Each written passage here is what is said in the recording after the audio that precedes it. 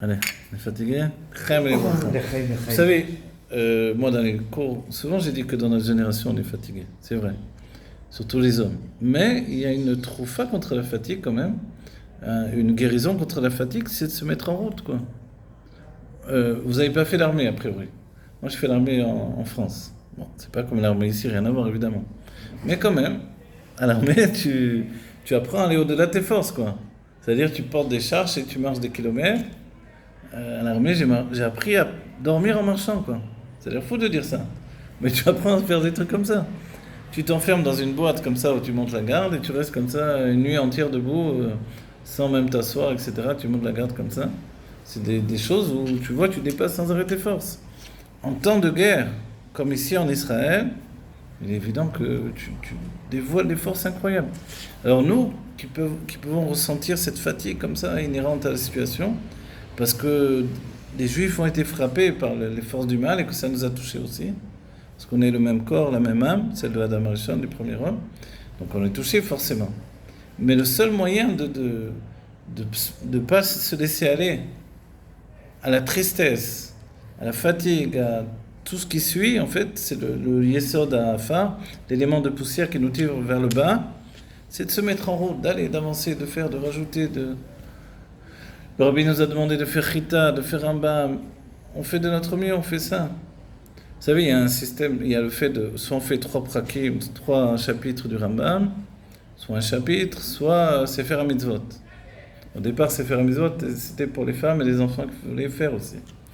Mais certains se sont dit, écoute, vu que les 3 chapitres de Sefer HaMitzvot, c'est la même chose, le même sujet, sauf qu'évidemment, Sefer HaMitzvot, c'est plus court. Et les 3 chapitres, c'est très long.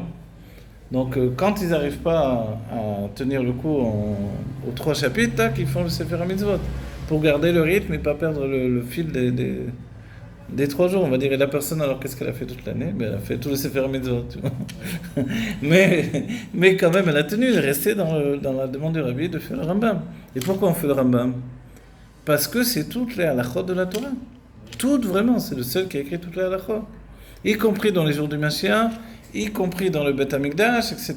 Alors que le Shulchan Aruch vient nous expliquer les halachot qui sont liées à la vie quotidienne.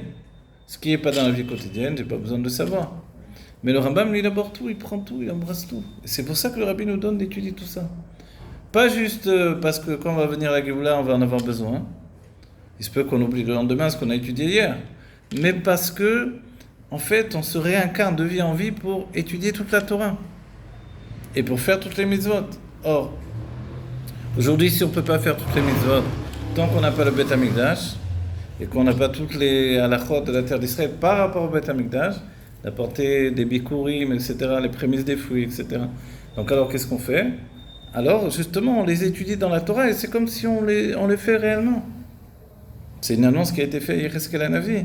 C'est-à-dire que, qu'est-ce qu'on va faire puisqu'on n'a plus le Beth Amikdash, a dit Yecheskel Hanavi? Dieu lui a dit, la Torah que vous allez étudier, ça va être comme si vous faites les choses. Et quand il lui a dévoilé finalement les mesures du Beth Amikdash, il lui donne déjà de rentrer dans le 3e Beth Amikdash. C'est-à-dire, c'est vrai qu'il y a une mitzvah à Tisha B'Av de pleurer sur le passé, mais déjà on ressent qu'il y a autre chose qui est en train de naître. Ce qui est en train de naître, c'est le 3e Beth Amikdash. Si on est Kohen, il faut se dire qu'à un moment ou à un autre, je vais y aller, je vais travailler. Tu vois? Comme à un moment ou à un autre, on nous appelle aussi à l'armée pour partir en guerre, etc. Normalement, c'est à partir de 20 ans. Là, ils partent beaucoup plus tôt. À partir de 20 ans, celui qui vient de se marier, il part pas tout de suite. Celui qui a peur, il partira pas à l'armée non plus. Donc, à l'époque, c'était quand on sort une épée comme ça, il tremble de peur de voir l'épée sortir comme ça. Il dit, bon, il vaut mieux pas que tu ailles à la guerre, toi. Mais aujourd'hui, de voir une mitraillette ou un fusil, je sais pas quoi, avec tous les trucs perfectionnés, maintenant c'est des ordinateurs les fusils. Évidemment, il a peur aussi.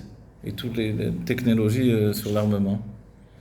C'est la pire Ça des fait choses peur. à dire à un juif de dire qu'il a peur. Mais oui. C'est la Alors, pire des voilà. choses. Donc, alors, dans la vie, on a la même chose, non? C'est-à-dire, dès qu'on voit que ça marche pas, on va prendre le plus facile. C'est quoi le plus facile? À l'époque, c'était faire Avodah Zarah, en fait. Avodah Zarah, c'est aussi pas faire travailler, pas cacher aussi. À l'époque, Avodah Zarah, pourquoi ils s'agenouillaient les Juifs devant des statues, des trucs? Pourquoi ils le faisaient? Pour recevoir de la vitalité facile, sans se soumettre à Dieu. Après, ils faisaient leur vie qu'ils voulaient. Ils allaient avec les femmes qu'ils voulaient, etc., etc. J'ai lu une lettre du Rabbi, aucun rapport avec le cours. Et j'aimerais me le confirmer, peut-être que je l'ai mal. Il y a une sikha des rabbis, effectivement, où tu rapportes.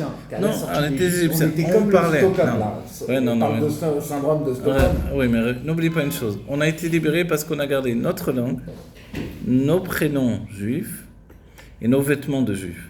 D'accord? Donc on n'était pas avec le petit pan comme les Égyptiens avec les coupes au carré, là, les perruques au carré. Ouais. Les hommes n'avaient pas de perruques chez nous.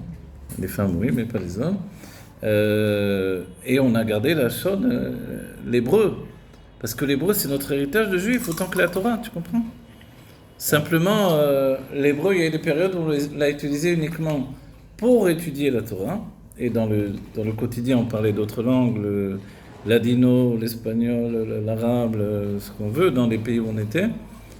Le yiddish, évidemment. Mais quand Dieu nous a parlé en hébreu, quand il a dit un seul mot en mitzri, en égyptien, c'était un seul mot. Tu sais lequel c'est? Mitzraïm, c'est ça? Ouais, mitzraïm en hébreu. C'est quoi? C'est anochi. Anochi, c'est ça le mot.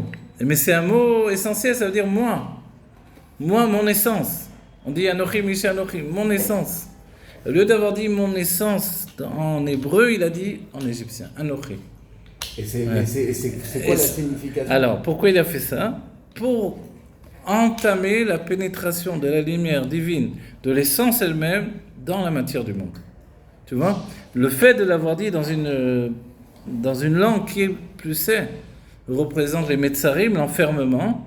Alors ça, c'est justement comme ça que Dieu fait rentrer la lumière divine qui était complètement déconnectée de la matière. Donc ça n'allait jamais se rapprocher avec la matière, on n'allait pas pouvoir faire Torah et Mitzvot dans la matière. Dieu, en disant Anochi, il commence, il casse tout. Tu vois? Pour nous toucher vraiment. Alors. Pour nous toucher vraiment, nous atteindre et faire que le monde se transforme vraiment de l'intérieur. Tu comprends? C'est ça l'idée. Prix normal. On finit vite, la Géoula,